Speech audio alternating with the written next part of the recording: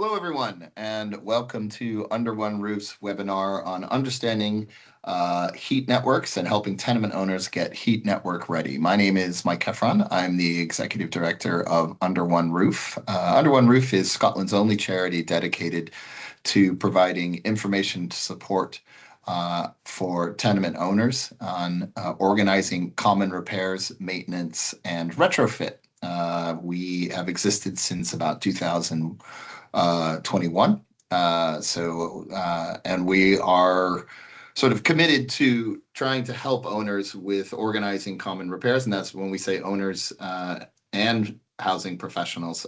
We're talking about owner occupiers, landlords, and people throughout the sector that are interested in trying to work within the structure of the rules governing tenements and the unique nature of those. So we have a website, underoneroof.scot, that you can submit inquiries to if you can't find the information on our website. We also host a number of events like this to provide free information and guidance to tenement owners on a variety of topics. And today we're going to be talking about heat networks. So we are very happy to welcome three speakers today who are going to help us navigate that really sort of a very important issue when it comes to reaching net zero in Scotland. There are many different ways that you can deal with zero carbon heating in tenement buildings, but it's district heating has been identified as probably the one solution that will make it possible for us to do so, particularly in older stone tenement buildings, particularly because of the difficulties in heat pumps in those particular archetype of buildings. So who we've got today and what we're going to talk about. Well, we've got Ben Carter. First of all, Ben is the account director for Vattenfall's business development team in Scotland. And he's working to expand access to fairly priced low carbon heating in Midlothian and surrounding areas through the MEL heat network. He's got experience in district heating since 2016 and renewables since 2010, and closely collaborates with house builders, developers, and public partners to grow the MEL heat network and support Scotland's transition to low carbon, climate resilient communities. So welcome, Ben. Great to be here. Thanks, Mike. Great. We've also got Kaz Lyon. Now, Kaz is the energy lead at Edinburgh's Community Climate Action Network and is on the board of Lothian Heat CIC and of Community Energy Scotland. He also works as a project development manager for community energy organization Energy for All. So welcome, Kaz. Hi. Yeah. Finally, we've got somebody who has some lived experience in flats with district heating, and that's Catherine Wicks. Catherine is the treasurer of the Saltire Square and Saltire Street Residents Association. That was established in late 2024 to enhance communication between residents and the property factor.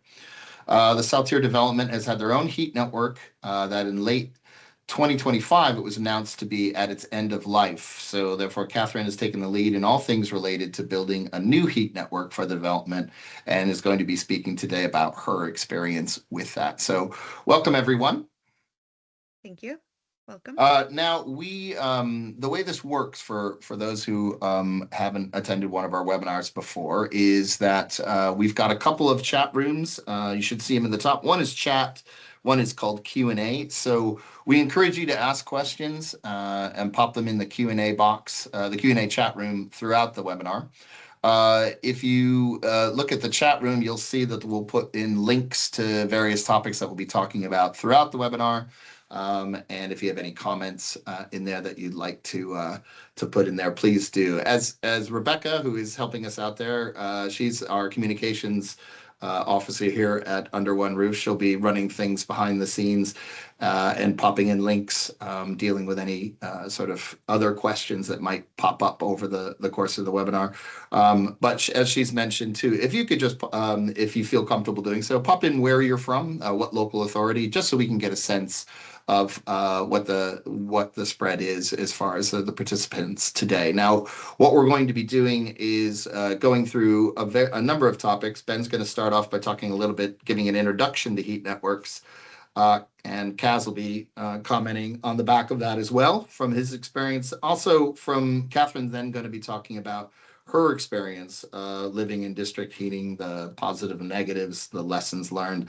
And then the final discussion at the end was with all of us, we'll be talking about the different delivery models, how to engage with community groups, next steps in terms of legislative changes that might be needed, and what, more importantly, I think what we can do to empower owners to be heat network ready. So what we'll do is we'll take some questions right at the end after that. If we don't get to your questions, we will certainly be able to get in touch with you after the event to answer your questions. So if we run out of time, there's quite a bit to go through today, but if we run out of time, we'll get back to you shortly with an answer to whatever question that we weren't able to get to. So without further ado, then, why don't we turn it over to Ben? And Ben, maybe you can talk a little bit about just give us an introduction to heat networks.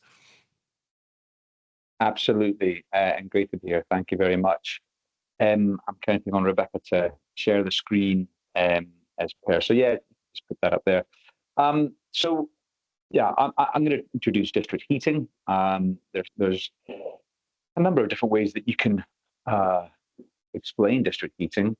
One of them is a way to change and transition our energy system, particularly in urban, suburban, settlement, town scale, city scale contexts.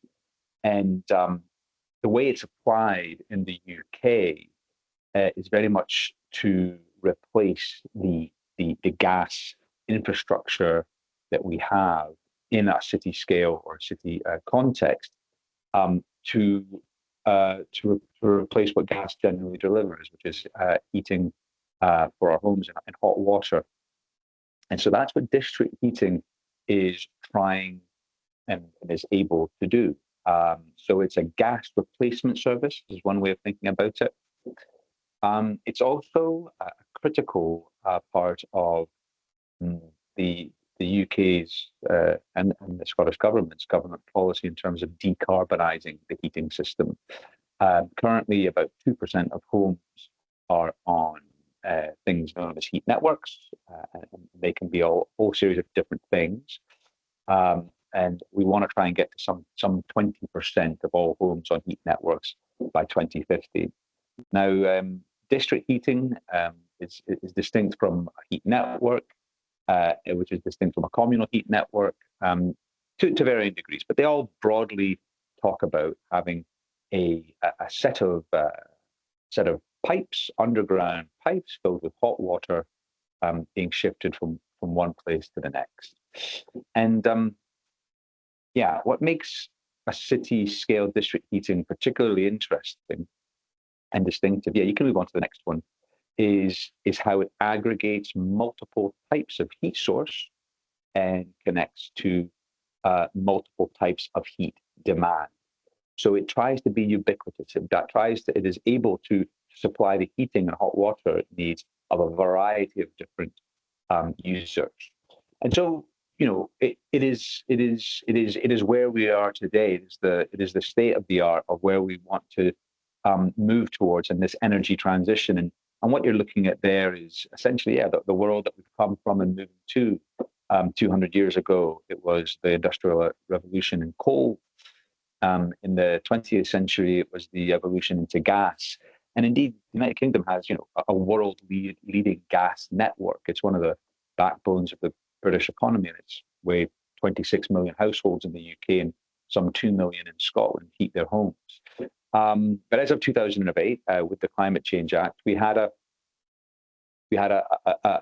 clear statement that we want to try and move to the new transition, and that's what district heating is attempting to do. It is trying to move to a new system that allows low carbon, low cost, abundant heat sources to integrate into a sort of wide network of hot water. Go to the next one.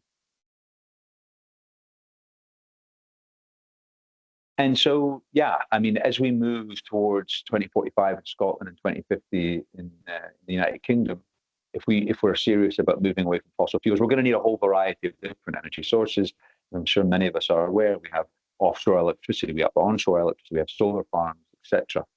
And district heating, so city scale, the idea of connecting multiple types of home, types of building, etc., to pipes that are fed by various different abundant sources of heat, is built over time. If we look at the case studies from the continent, they've been at it for decades. Some heat networks, such as the one in Berlin, has been around for about 100 odd years, and it's grown slowly but surely. And the way it grows generally is by connecting large sources of heat. So it could be new build developments, it could be a big hospital, a big university campus. And that's how you sort of build the initial scale that allows you to put the pipes in the ground. We want to move on to the next slide. And as we build up that scale and that connection of pipes to different types of heat user, we're essentially able to bring pipes closer to the next order of potential heat sources. So that's where we could be talking about something that Catherine will be talking about, which is her own experience of living in a heat network. That is an existing communal heat network. That's a building that has a plant room that serves it. Now, a district heat network could integrate with that. And I guess one way of thinking about a heat network is a utility. That is what it is. It is in fact going to be, it is already regulated by Ofgem. So it will have a very clear set of roles, responsibilities, customer protections, technical standards, ways of metering and billing customers. And an existing heat network may wish to remove its gas boiler, and rather than replace it with another gas boiler or with some kind of heat pump, if there's a district heat network in the neighborhood, it would just be able to connect into that, much like you would connect, a new build or an existing development to perhaps the water network or the power network. So what you're looking at there on that picture is really just that emphasis of the idea of the multiple heat sources and multiple heat users. Go to the next one, please. And that's what we're building. So I work for a company called Vattenfall. Vattenfall Heat UK is a wholly owned subsidiary of Vattenfall Group, which is the Swedish state-owned energy company. Vattenfall means waterfall in Swedish. And that's where Vattenfall it grew in its inception some 100 odd years ago when it was investing in hydroelectric energy. And over the years, it's invested beyond Sweden and in other markets. And in the UK, it has started investing in district heating at city scale. And what it's done locally is it has entered into a joint venture, a 50-50 joint venture with Midlothian Council. And I'm actually sitting in the energy centre that this joint venture has built. It's an energy centre that is going to connect to the energy from waste plant just behind me. And it has hydrogenated vegetable oil diesel boilers and also electric boilers, and the capacity to tap into all sorts of other low carbon heat sources. And we're already putting that heat through pipes. We've got about 10 kilometers worth of pipes in the ground, and we'll be serving 2 new build developments in the first instance, but we're hoping to move to the southeast of Edinburgh as well. And go to the next slide. And this is what this little picture is going to just describe, how the job of a heat network operator and investor, such as we are, Midlothian Energy Limited, that's the name of the joint venture between Vattenfall and Midlothian Council. It's about investing in the infrastructure to capture waste heat, low cost, low carbon heat of different types. It could be waste heat from an industrial process, such as the energy from waste plant. It could be the latent heat from the Firth of Forth. It could be storing heat in the old mine workings upon which this facility is built, and then continuing the energy heritage of this area. It's designing and building a network and then connecting, as I say, all these different buildings. And then once they're all connected, we take responsibility for the customer service as well and the ongoing operation and maintenance. So this really begins to present or explain perhaps the critical difference between heat networks as a utility and other types of utilities. We provide heat as a service. It means that we take on the full risk and responsibility for capturing the heat on the left-hand side, right the way through to looking after the customers. So I guess the equivalent would be, I don't know, perhaps Scottish Water that manages all the water up to and including delivering the water to your tap. The difference is that whilst we are a utility that is regulated, we also operate in a competitive landscape. So we are not mandated. You don't have to have hot water from a heat network. It would be something, I mean, unless you're on a new build development such as we are, where you're buying a house that is connected to a heat network, but in an existing tenement situation, an existing communal heat network, it's a choice that people make, which means that whilst we are going to be regulated and we will have to behave, certainly as a utility, we also have to be competitive.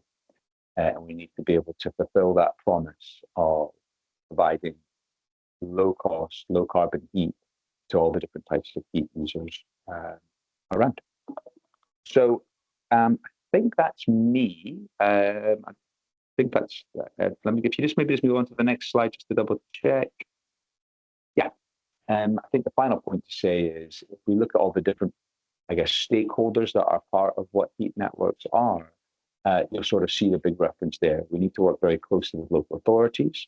We need to find low-cost, big, abundant local heat sources. We work with real estate developers to build these big anchor loads alongside public sector estates, which are big heat users. We work with housing associations.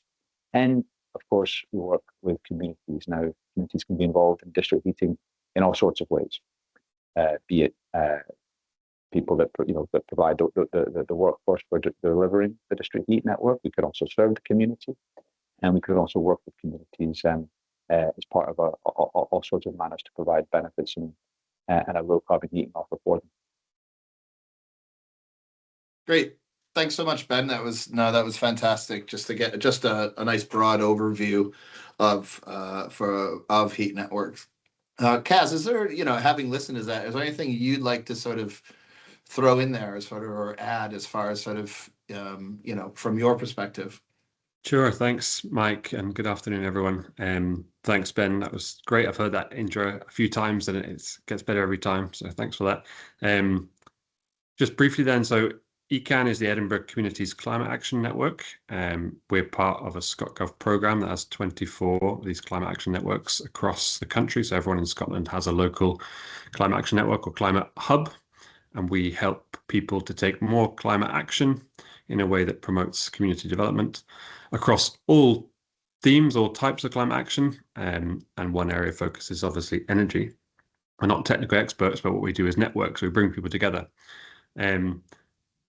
You could do a lot worse to learn about heat networks from a tenement owner's point of view than go to the likes of Aberdeen Heat and Power, which has an up and running district heat network. They've got a great site, and you can find out what that looks like from all different angles, including tenement owners. I think someone in the chat, Lucia, is from Glasgow, so a starting point elsewhere could be to contact your local climate action network. There's one of our sister hubs in Glasgow as a starting point. If you're in Edinburgh, and I can speak a bit more about that because obviously I'm Edinburgh based, you've got a few local groups who are experts in the field. I see a few of them on this call as well. So you've got the Clean Heat Edinburgh Forum, you've got Porty Community Energy, and several others. What I'll just say then from our point of view is what we've been doing to bring people together and how it's relevant to heat networks coming down the pipe, to use the favorite pun of the hour, is to get organized. To become heat network ready, there's a few things you can do. There's some practical steps you can do in terms of the fabric of your building. But actually, where ECAN comes in, where the Climate Hubs program can come in, is to get organized. So you're going to hear from from Catherine in a sec and give her experience, which is really valuable. But just to paint a picture and bring that to life, the journey that we've been on over the last year in discussion with Edinburgh City Council is to make the case for who's going to own and benefit from this major change. So Ben correctly described it as a utility, and it's likely to be a monopoly utility, and it's going to be a big change. And who's going to own the future of the heat network and stands to gain from it? We've been making the case that there should be room for the community to have ownership, either in part or as a whole, and certainly to have a say in shaping that. So that's the discussion that we've been having with City of Edinburgh Council over the past year, who have come to the table, to their credit. So ECAN's had a role in helping to coordinate some of those groups I mentioned in Edinburgh to put forward that case. And we actually had a success recently at a committee meeting at the council where they've agreed to sign or work towards signing a memorandum of understanding, a kind of pre-contract contract with an organisation called Lothian Heat. So Lothian Heat is recently formed just 6 months ago, and it's a regional entity recognising that heat networks will be best solved at a regional level, largely between Edinburgh and East Lothian and community groups on both sides. It's a community interest company, so it works towards providing affordable warmth for all. At the moment, it's a development vehicle, so exploring opportunities across the region in heat networks, but it's very much community-led. So that's what we've been working on in terms of giving communities a voice in the future ownership of heat networks. So that's all I want to add at this point, and then keen to hear from Catherine. Great, Kaz. Thanks so much for that. I've got, there's a few takeaways from that, and I think what we'll do is we'll get into that after we've heard from Catherine. One thing that just struck me, both with my work here at Under One Roof and working with various organizations that are promoting retrofit zero carbon heating solutions, is that there is very much not a one size fits all solution. And that's why we wanted to bring yourself and Ben on to talk about the different pathways that it might take in different parts of the country. And that is the case with all sorts of, getting to net zero is not going to be something that is just one path. It's going to be lots of different paths, I think, from what I've seen to get there. And so it's just a question of, particularly in these early stages of looking at district heating, what are the potential pathways that we're going to be looking upon. So thanks very much for that, Kaz. Next up, we've got Catherine. Now, Catherine is part of the Residents Association over at Saltire Square. And we here at Under One Roof, one thing if you know anything about us, one of the biggest thing that we're always going to be promoting is the value of owners associations. And it's no different from the importance of owners associations, residents associations is no different for managing repairs and maintenance as it is for for retrofit work as well. If you haven't gotten a starting point where you're getting to collectively together and making decisions over the common areas of your building, that you're going to struggle with all the other elements of it as well. And it's obviously it's common sense. Like if you're talking about the common areas of the building, that you need to communally get together and make decisions. And some of that is set down in your titles. Some of that will be set down in the Tenement Act. Those things, the Tenement Act and the title deeds very much connect up to not just repairs for the roof and the stair, the close, but also sort of the elements of retrofit as well that cover the common areas of the building. So that's why we really thought it would be important to have Catherine come on and talk about her experience with an owners association and how this works and connects up with district heating. So Catherine, I'll hand it over to you and we'll take it from there. Thanks, Mike. Hello, everybody. Pleasure to be speaking with you today. just before I start, I would like to say we would be nowhere if we did not have a residents association. We would be completely underwater. So I want to reinforce what Mike said there about how important it is to have some associations to be able to communicate and make decisions over your living spaces. So I would like to split my speaking into two parts. The first is the actual experience that I've had with Saltire's communal heating system and being a member of the Residents Association dealing with that. And then the second part, I'd like to focus more on general benefits and challenges that I've learned from this experience, as well as suggestions about how to overcome those challenges. So it's worth maybe a small caution for the first part of my story. It's not all roses and sweet things. I am not going to be focusing on the positives in this story, though they do exist. I would say for a long time, we had working heating at a low price because of our communal heat network. But rather, I'm going to focus on sharing the bumps in the road because there's actually so much more learning to gain from sharing that story. So Saltire Street and Saltire Square is a development in North Edinburgh, and we are one of the existing hyper-local communal heating networks in Edinburgh.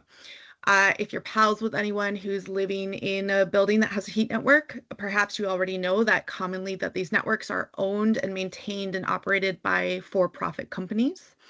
Our development is unique in that our heating infrastructure is owned jointly and severally by the 134 proprietors of our mixed tenure development. So it's operated on behalf of the owners by the property factor. The owners approve and pay for repairs, and we also pay the heating tariff as the end user. The property factor and their appointed heating contractor handle operations, maintenance, and repairs. That's how our system is currently set up. Small spoiler alert, it's not the best way to do it, but that's where we're coming from. So interestingly, most of our 134 proprietors were not aware that we collectively owned our heat network until we received an end-of-life notification at the end of last year. I was actually one of those people. When I bought my flat about 5 years ago, I knew it didn't have a gas boiler, but I didn't know that I was buying into ownership of the heat network, nor did I know that there was a difference in consumer protections as well when you are on a heat network. So it was the end of life notification that sort of shocked everybody and opened a floodgate of questions, because obviously we wanted to familiarize ourselves with our system, kind of understand its current status and maybe how it got here, like the historical decisions that were made on operation and maintenance and repair. But very importantly, we wanted to look forward and understand options for what our new heating system should be. So the Residents Association was the one that kind of really took all this on. So we set out to get answers and to help drive forward this mammoth replacement project with the appropriate duty and care that really should be put in when owners, individuals like you and I, are on the brink of funding a multi-million-pound heating project that we are going to be locked into, paying for, and reliant on for our heating for the next 20, 25, 30 years. So what did we do as a residents association? We firstly sought to fill the gap in the communication between what the factor was saying and bringing that duty and care that I was talking about through forming a plan.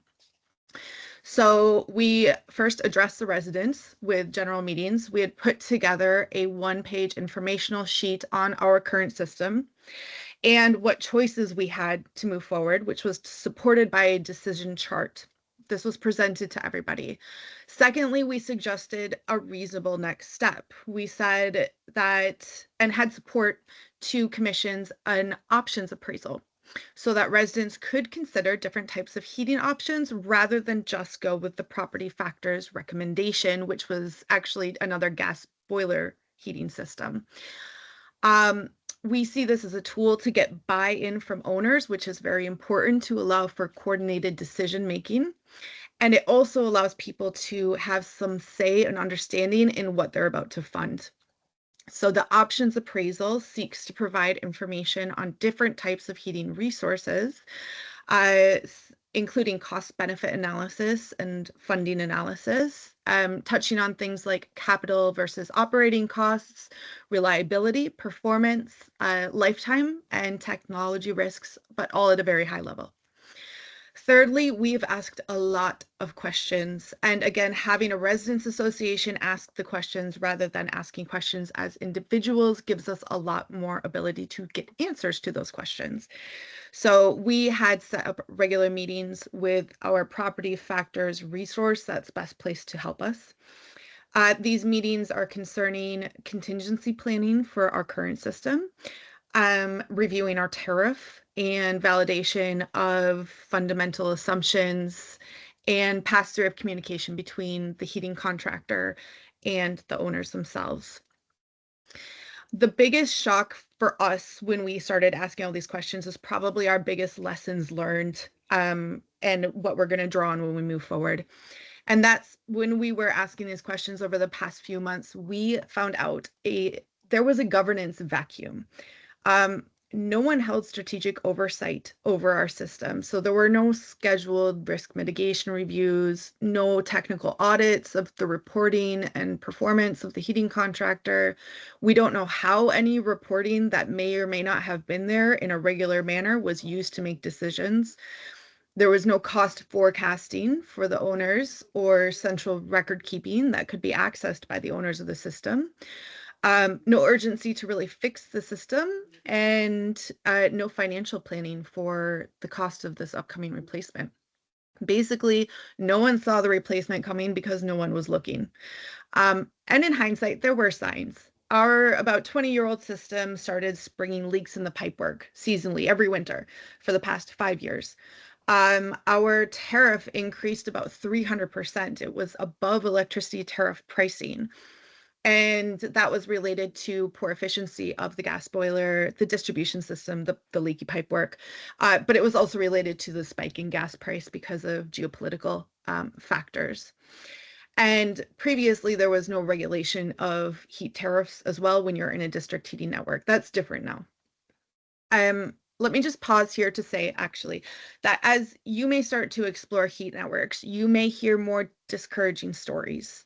But let's keep in mind, it's because we share these realities of what has happened that there is now, as of January this year, actually, new regulations that directly counter many of the failure points in our system management and decisions.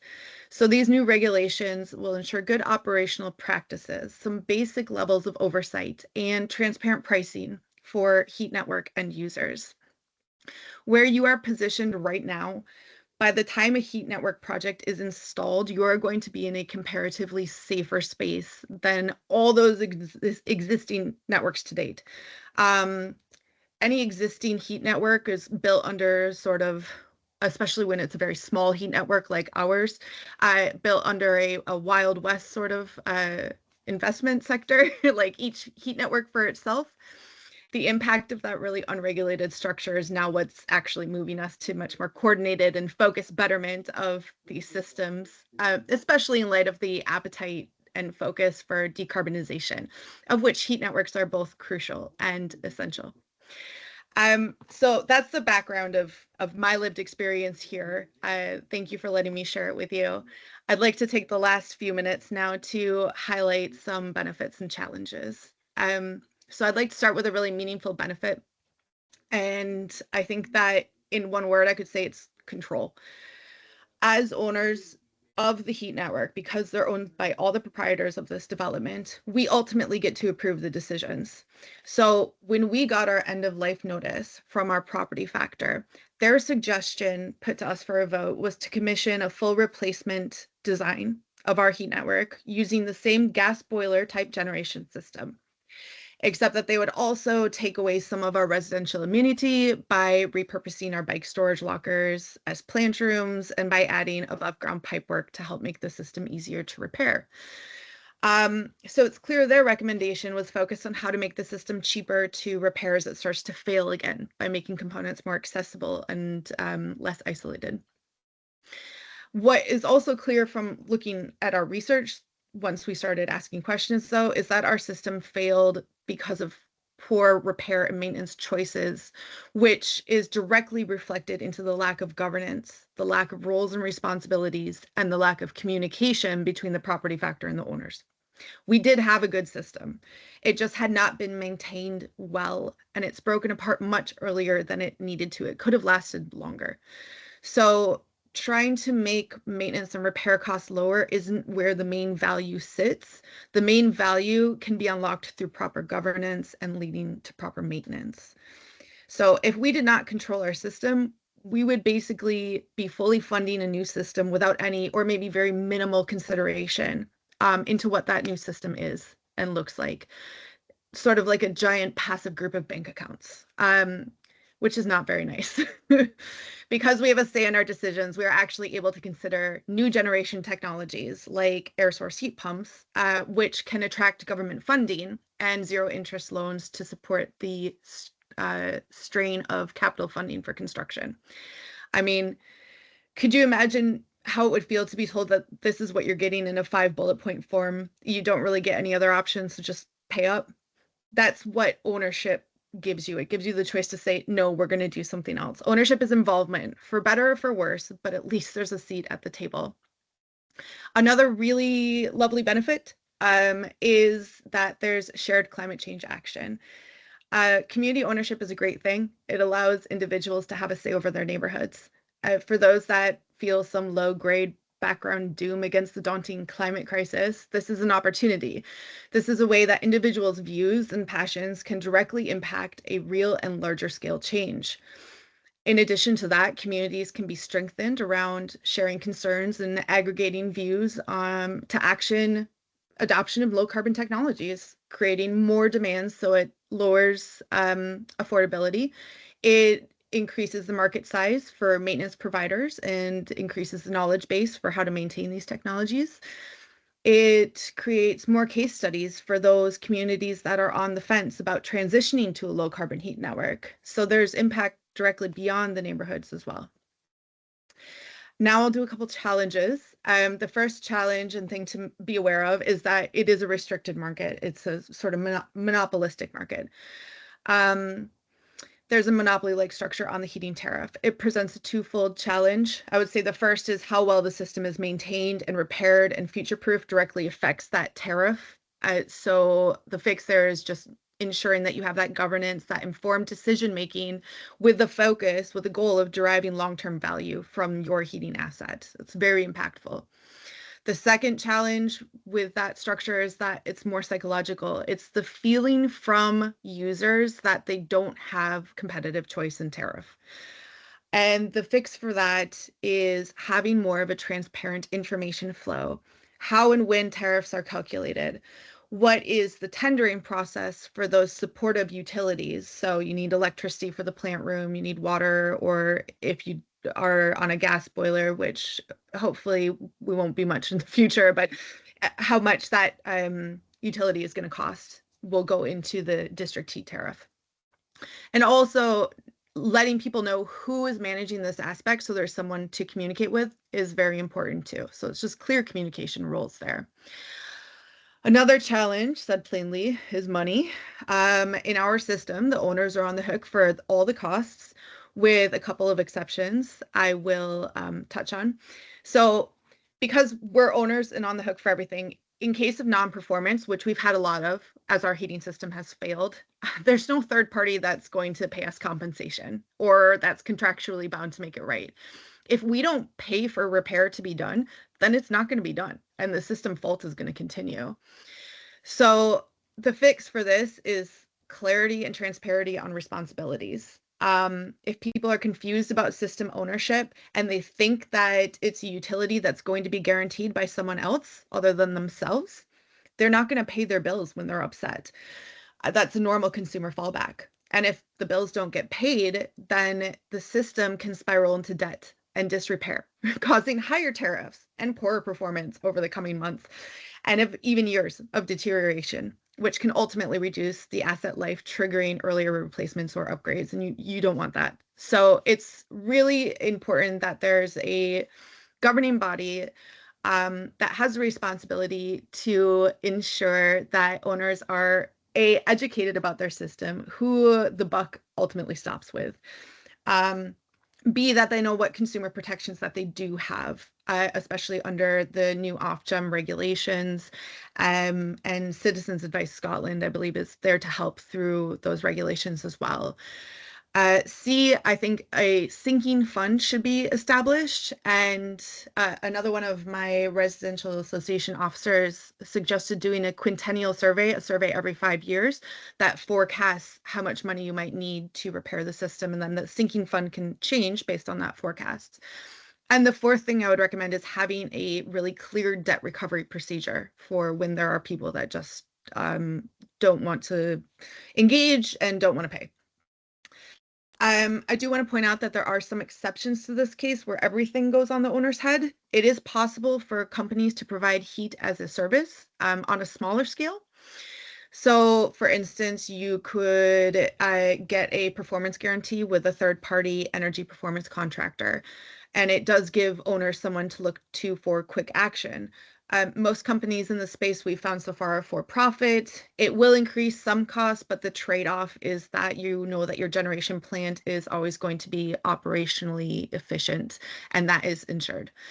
There's also the case that you have no ownership at all. It's a total third-party ownership, which is the situation with many existing heat networks, which means that the third party is responsible for all the operation and the upkeep. Again, most companies in this space are for profit. So again, it will increase your costs a bit more than if you are having an energy performance contractor guarantee or just owning the system yourself. And you lose some control over your heating decisions. However, where there's just no management structure at all and no community appetite to be involved beyond signaling that they want a decarbonized heat network, this is a fallback option. In my view, the bigger the heat network that you have, the wider the pool of community members to pull from for ownership and guidance, involvement, direction, responsibility. And so that kind of lowers a lot of the burden to individual owners as well. Thinking towards a potential future where the entire city is on a handful of large district heating systems, having the infrastructure already in place in your very local area for a connection into a wider district heating system will make it easier to reach the overall goal of having cities run on a few district heating systems. And then we can transition to heat truly becoming more of a utility service like electricity or gas or water. And that will eliminate some of the more intensive involvement that is required when you have a smaller community network. And just the last point that I'm going to stress again, because it's probably the most important, is ensure that there is a functioning governance system. There has to be an O&M plan. It has to be followed. There should not be any gap in responsibility between any of the primary stakeholders. So the owners, the operators, the people who take care of it, et cetera. Strategic information should be looked at. It should be updated, considered, and explained well. There should be opportunities for people to engage, to have their questions answered. There should be some sort of iterative forward planning that takes place on a regular basis. There should exist risk mitigation and contingency plans that are also reviewed and considered at major decision stages. Again, the quintennial surveys and a sinking fund should be set up. And communication protocols, clear roles, and responsibilities are a must. So that is my experience. Those are our lessons learned. I hope you found it helpful, and I will remain online for any questions. Thank you. Thanks so much, Catherine. No, that was fantastic. There was if Ben and Kaz want to come back in here, we can sort of have a little bit more of a wider ranging discussion. A couple of the things that struck me in there was some of it is clearly around is a culture change thing, is the responsibility of owners and to take care of their building, right? And that's something that we here at Under One Roof are talking about. There's a lot of similarities when it comes to maintenance and repairs of tenement buildings that we're also talking about. There's going to need to be a cultural change if we're going to keep buildings standing and sustainable. That There's going to need to be more involvement with owners to repairing their buildings, doing maintenance on their buildings, and then, as you've been discussing, the retrofit angle of this as well. And that's what I mean. We've been, and you mentioned a couple things in there around building reserve funds, sinking funds, and 5-year tenement inspections. Now, one of the things that we've been really pushing from a legislative perspective, and we'll touch a little bit about the legislative stuff that needs to happen with district heating in a second. But one of the things that we've been pushing is for mandatory owners associations, which looks like it may be sort of in the pipeline. To use that pun again, and that might be introduced in the next parliamentary session.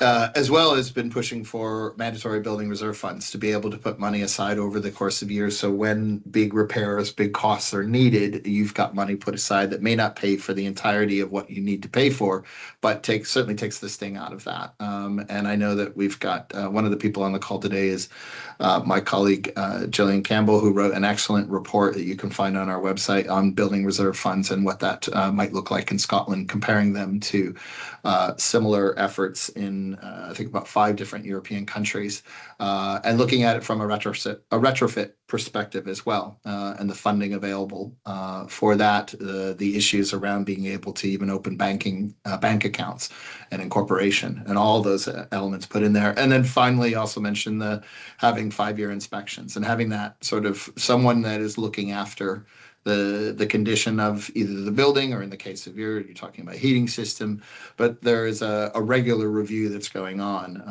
and potentially it's a traffic light system that identifies what needs to be addressed right away and what needs to be looked at over the next few years, and what's working well now. So yeah, so I thought that was quite interesting, actually, that those connected up in there too, as well as having clear communication lines and clear understanding with the factor is another thing. We do a lot of work here with Under One Roof with communicating with factors. We get lots of factors get in touch with us and use our information to help them so they can figure out sort of what the governance rules are and ways to sort of improve the levels of doing that. That's why then we've found that factors are for the most part supportive of mandatory owners associations and building reserve funds from a national case point. And it's interesting too that most of the factored buildings in Scotland are actually in the West Coast. So you obviously have a factor, but most of those, most buildings in, I should put it this way, most buildings in Glasgow or in the surrounding areas are factored. Most buildings in the rest of the country are not factored. There are obviously exceptions, particularly in new builds or newer builds in your case. But that's something that also is going to potentially be growing with owners associations and building reserve funds potentially as well. So something that could be looked at as well. Kaz, Ben, was there anything that you wanted to sort of just touch upon based on what Catherine have been talking about there from your own experiences? Yeah, I can jump in. First off, so thank you, Catherine. Again, not the first time I've heard that speech. And Catherine was one of the speakers at that council committee meeting that I mentioned, and it's a very important presentation that she gave to help us get that over the line, and just highlights again the importance of being organised. So just backing up everything that you were just talking about, Mike, as well. ECAN represents individuals as well as organisations, so the Climate Action Network point of view. So all welcome to get in touch with me at ECAN. I've actually just dropped my email address in the chat there. If you want to talk about how to get organised and how we can support you if you're Edinburgh based, and if not, then who I can connect you with wherever you are. Great. Ben, Gillian just popped something in, and I was going to ask something similar. Is that you have a different model for the Midlothian Council models? I understand that, and I think Gillian's put in there is quite different. Can you talk about the sort of the how does it differ, and how does it impact on the consumer experience and protection element? Yeah.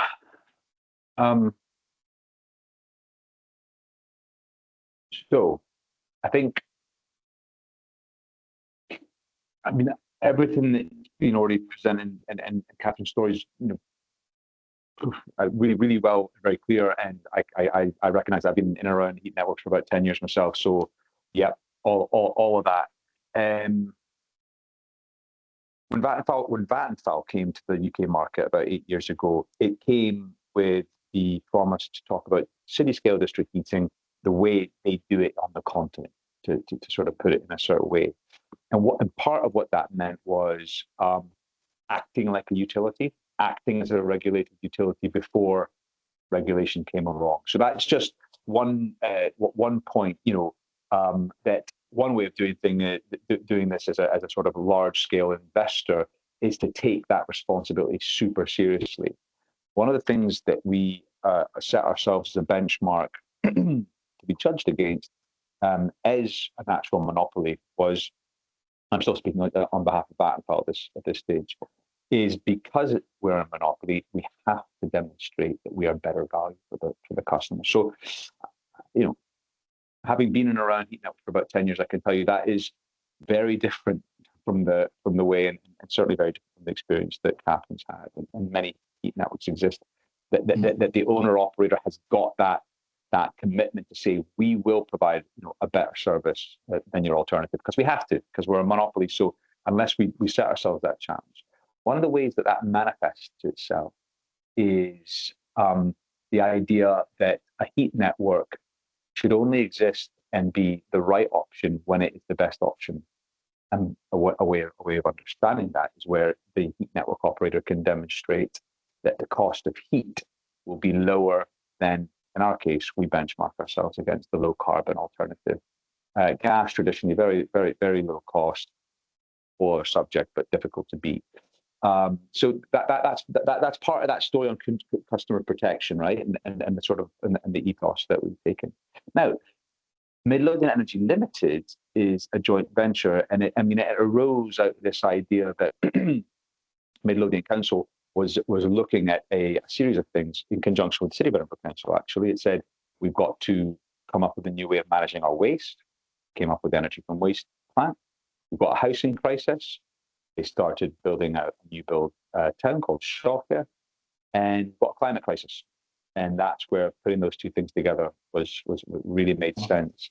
And I mean, I guess what makes Midlothian Energy Limited distinctive is that it really is a partnership between the private sector partner, which is Vattenfall in this case, whose job it is essentially to deliver on Midlothian Council's policy, which is to deliver a just energy transition across Midlothian, and in the case of heat networks, beyond, because heat networks don't respect council borders. They're able to expand to whatever right size makes sense.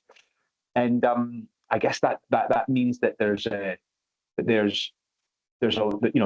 natural, if you like, balance against what might be considered, otherwise cherry picking and that sort of thing, because you have the council that needs to approve every single 50-50 investment. And that council, I mean, ultimately is the voice of the good people of Midlothian.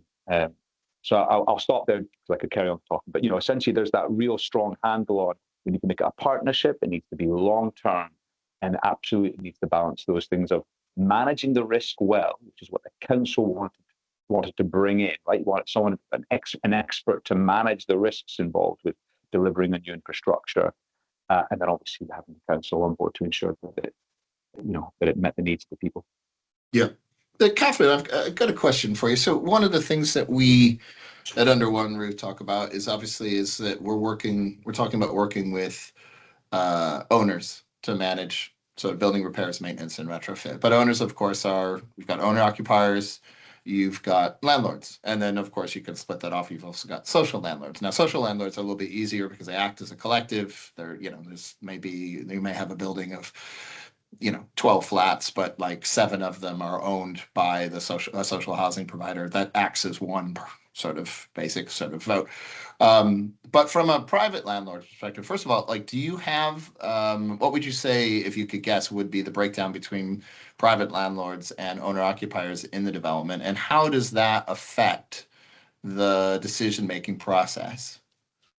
Yeah, we have oh gosh. I would say we're about 80% owners, private landlords, and Okay. 20% social landlords. And we wanted everybody who lives here to be able to engage. So when we set up our residents association, it's open to everybody. You don't just have to own it. You don't have to, live here to engage. You can engage as a renter. You can have your landlord from somewhere else engage, all of that. But we have to make sure and track that our decisions are made only by the owners because that's what's in our Yep. title deeds and that's what's in our constitution. So it just makes it a little bit more complicated on the tracking side. But it's good to open the gates quite wide because then when you do have residents and tenants that feel like that they can engage in where they live, they can also then pass that information back to owners that might otherwise just be a bit detached.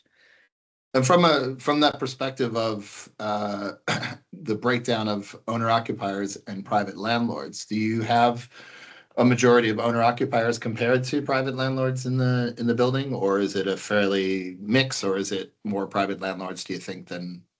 I don't have exact figures, but I would say it's a fair mix from what I see between, group communication networks and then the people that are registered actually with the Residents Association. And did you find that to be a barrier to engage with landlords who, as far as sort of their involvement, their engagement with the governance processes, or did you find that actually the landlords were, for the most part, no more or less engaged than owner occupied? Because not everybody, of course, was engaged. Yeah, I think it's actually allowed us to engage with landlords a bit more through the renters that are in their properties right now. So I found Oh, that to right. be Okay. quite a good thing. The only issue that we are actually having is coming up to making decisions because we still need to get more buy-in. I mean, we are only about a year and a couple months old. So Okay. each Yeah. meeting that we've had, each thing that we're going through, each problem that we've had actually has served to get more and more people involved. So I think by maybe mid this year, we'll be able to start having decision-making powers as well. No, I think that's quite interesting because we've been funded by Safe Deposit Scotland Charitable Trust to do uh, some work on the issue of involvement of tenants in owners association and residents associations. So that's very interesting, and I will talk to you later about this particular element because we'd like to see how that might actually work in the context of tenants can't take part in decisions when it comes to pay, sort of organizing and paying for repairs, but having that both a combination, I think, of input into those issues, but also from a perspective, like there's lots of things that owners need to talk about that aren't related to repairs, like where to keep the bikes, and that landlords don't care, but tenants very much do. Owner occupiers very much do. So having them talking, having a forum for them talking, I think is particularly important. So no, that is quite interesting from that perspective, and also from the perspective, I think, of getting more buy-in from the other owners through their tenants, right? So that if the tenants are communicating to the landlords, because the landlords may not be local, they could be overseas even, but they're communicating in some form. There may be a letting agent in between there. But they're doing the communication and they're letting their landlord know what the situation is in a way that maybe that landlord would not normally be engaged, and therefore it gives them more the impetus to get involved. One other question that came in was from your own specific experiences looking at future options was tapping into waste heat. So Chris had asked about gray water outflow or heat from the street, but was that one of the options that was looked at as far as sort of in the new model that you're looking at? We have not looked at it specifically for our 3-building development. But I do know that there was so where I am in Edinburgh, there's actually a huge development plan that's going on right now. They're going to put a lot of residences in and schools and doctors and things like that. And they were looking at putting a district heating system into this new development area that was going to be heat from waste. However, there were some commercial pieces that didn't quite fit together, and that plan is not moving forward at the time scale that our Yeah. development could actually utilize that. So we're looking at doing something just very small for us until maybe 10 years down the line, we get a wider district heating scheme, and then we'll Sure. reevaluate what we can. Sure, sure. Well, I mean, from maybe Ben and Kaz, we can touch a little bit about this. What are we've talked about this before. District heating is not something that you can go buy, right? You can go buy heat, like if you're in a detached home or semi-detached home, or even in a flat, you can go and buy a heat pump of some form. And if you get the proper permissions as far as piping within the common areas of the building, you can set that up, and you can make change through yourself. That's not something that is as straightforward with district heating. You can't go buy district heating. District heating requires a number of sort of bigger things to come together. But there are ways that communities can be involved. So maybe first of all, if you could touch upon what changes do we need from a macro level, from a legislative perspective, and from other sort of industry, like banking, whatever it is, like with the bigger changes. And then we could talk about, particularly maybe from Kaz's perspective, what are the sort of, what can owners do now? Because there are things that can do, you know, we can empower owners to actually move this forward. But maybe first, if we could just talk a little bit about the sort of the macro stuff, and if either of you want to pop in with any thoughts on this, that would be great. Ben, just jump in whenever, but I'll start waffling for a bit. Well, we had GB Energy's local power plan launched recently. Not much heat in there, unfortunately. So that was one chance to give heat networks a boost at a macro level. So yeah, hopefully that can change going forward. I mean, you talked about heat pumps. There's been grants for individuals to get heat pumps. So can there be some similar commitment for heat networks? But you're right, it's a different scale. And as Ben was saying, and others, it's very large and it's slow moving. And it does need a big coordinated effort. And I think that's why it's one of the reasons why we have worked with partners and colleagues across the region, recognizing that it does need a bigger view, a macro view.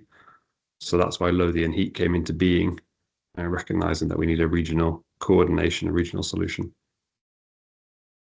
And Ben, from your perspective, I would imagine some of it from a commercial perspective, both for yourselves, but other organizations as well, is there needs to be consistency, there needs to be stability. You need to be able to plan, to know that there's going to be that funding or that support, or that infrastructure projects are going to be able to go ahead before you make capital sort of inject capital funding into it.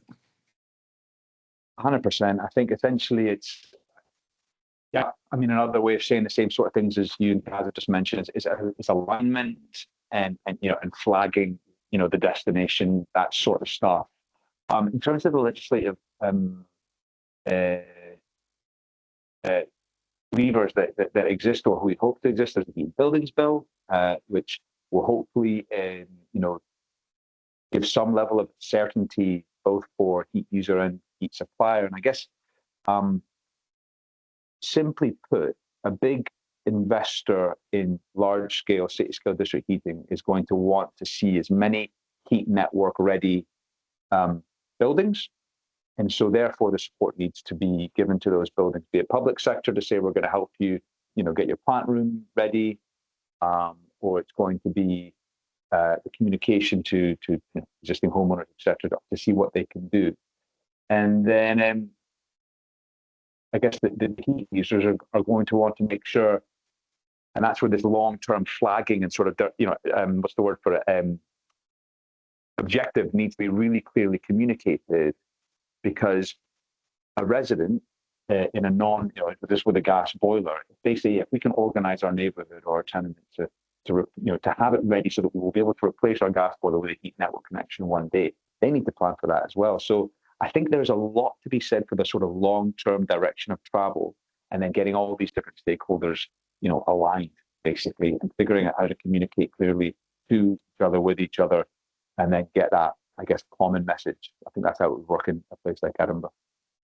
No, they know that this one of the things, the initial steps that Scottish government has taken, along with a few recent legislative changes, is also mandating that local authorities come up with heating plans, LHEs, which I think are available in some form or other on for all local authorities, because they had to make this public, to identify what areas they identified as being potential heat district areas in their particular local authority. And so that's something you can actually look at now. I've certainly seen one for where I live in South Queensferry in Edinburgh, to see what areas, we'll see whether you fall within those areas. And that's a very initial step, right? But that is a first step to identifying whether you're going to potentially see district heating in your area, and that map will contract and expand over, as the years go on and as technology advances and stuff like that. So, but yeah, no, and there's no doubt about it. This is a long-term project. This is something that's going to take years and years to do. It's going to take a lot of infrastructure changes. There's a lot of work that needs to be done, and I think you mentioned this, or someone mentioned this earlier, but district heating is something that is a decades-long plan. You start from one point and you just build and build and build and build from that point on. But Kaz, from your perspective, I mean, what can be done to empower owners to be heat district ready, and what are the things that people can do now, do you think, to start to do from their perspective, from a local, very local sort of level, or an individual level? Yeah, like we've talked about throughout the call. From ECAN's point of view, it's organizing is probably the key thing you can do. You've touched on all the great reasons for doing that, the no regrets reasons for doing that, beyond heat networks, but certainly something you can do now to become heat network ready is to organize yourself as a community. And you can also plug into many community groups that are already out there, and learn from each other. And it's the kind of united we stand principle. I think in Scotland, the progressive agenda is better than other parts of the world. There's big talk of shared ownership now. Community ownership, people use that term when they mean 100% community owned, but shared ownership as well is part of the discussion, and that might be legislated for. If Community Energy Scotland, there's a couple of them on the call, and others get their way in the near future. And so communities can be ready for that change and to take advantage of that change by becoming organized. So that would be my takeaway message for those on the call. Yes, can you, if you haven't already, pop something in if there's a directory of where people can find their local community group related to that, and because you've mentioned a couple of the organizations, and if not, just to sort of give a suggestion on where they might be able to track down to see that they could get involved at a more local community level, that would be fantastic. Yeah, no problems. Okay, I think, just to wrap it up, I think for today, we've gone a bit over time, and thanks everybody for sticking around for that too. This has been extremely helpful. The idea of this is to talk about this from a starting point, much like dealing with a lot of the backlog we have on tenement maintenance and repair. We're getting to a point with changes in legislation and mandatory owners associations, building reserve funds, that we're going to really have to, the culture change is going to have to start happening, and people are, through legislation and through other means, are going to start having to take a real serious look at the condition of the building, the fabric of their building. And I think this is sort of a bit of a starting gun on the issue of district heating, is to start looking at it at an early stage. We know this is a long-term project, but it's doable. And we have plenty of examples around the world of where it is. We have plenty of examples locally Catherine of where this is too. So this will be part of an initial sort of conversation that we hope to continue to be engaged in with Ben, with Kaz, through owners associations as well. So we'll be looking forward to doing more of these events and doing our part from a perspective of tenement owners to see what can be done. And I think in the future, taking a look at maybe more of the technical aspects of like, what does it mean for a building to be heat district ready? Like, what are we talking about as far as pipings? If you're doing works on your building, it's always cheaper to do a bunch of works at the same time than to sort of individually be putting scaffolding up and down. So what kind of things could be done if you have the means to be able to do that? And also taking a look at the means, like how are we going to afford to pay for this? What funding availabilities are going to be to move toward any sort of retrofit work? In addition to building reserves, or excuse me, in addition to maintenance and repair.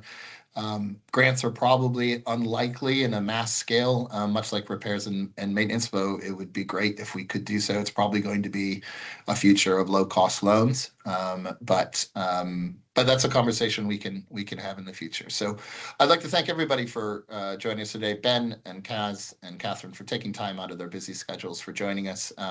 If you could, before you leave us, in the chat room, there is a survey. It's only a few questions. It does make a huge difference, though, as far as realizing whether or not we've done a good job, but also being able to pass on some of that feedback to our funders as well. We are a charity, and so we have to report back about the how well we're doing and whether or not you liked it. So if you could just click on that link and fill it out, it'll only take a minute or so. So on behalf of Ben, Kaz, and Catherine, and Rebecca and I here at Under One Roof, thanks for joining us today. And keep in touch. We have newsletters, social media and stuff about future events. We've got more retrofit events coming up even next Monday and Tuesday. So you can check out our events page more for that. So thanks very much for joining us, and we'll see you all soon. Bye now. Thanks, everyone. Bye.